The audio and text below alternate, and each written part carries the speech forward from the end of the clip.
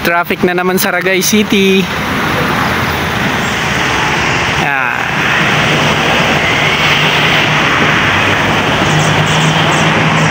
Opya.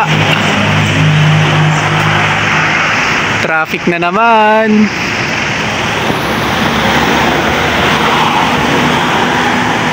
Ayan. Kasi sarado na ulit yung tulay.